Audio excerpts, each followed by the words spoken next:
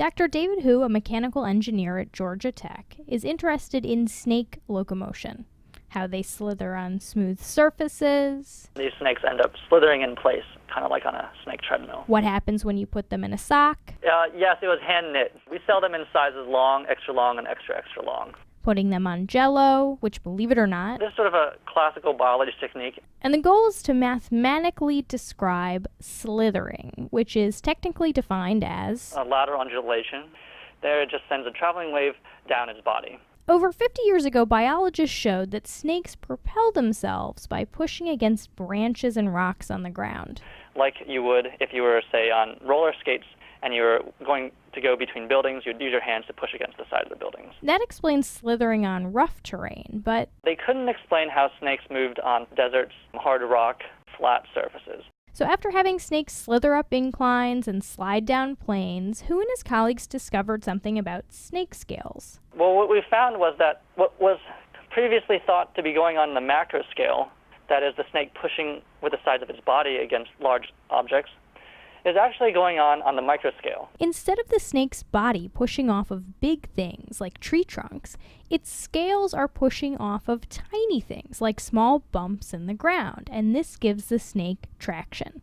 And that's why on man-made bumpless surfaces like this one, the snakes don't go anywhere. The fact that they can't move on these smooth surfaces tells you that these scales actually have an effect. And the arrangement of the scales, they're sort of like shingles, is key because they provide more friction in certain directions. Think of petting a dog. It takes more force to go against the direction of the fur. And the jacket experiment shows this. By putting the snake jacket on, you're sort of taking away the effect of the scales, because friction still exists everywhere. It's just now equal in all directions. But even after all these factors were accounted for in the model, something didn't add up. We were really surprised that the actual snakes were traveling 35% faster than we predicted. The variable that was missing in the model is that snakes don't slither flat on the ground. Look at this.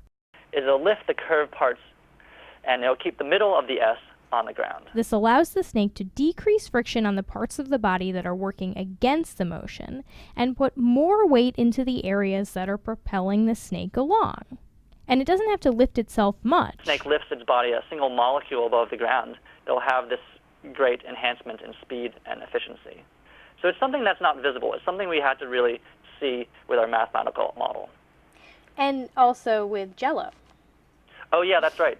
Jell-O has this nice property that if you shine polarized light through it and view it through another polarizing filter, the Jell-O will tend to light up in areas that you're pressing down with the most. Who would have thought slithering was so complicated?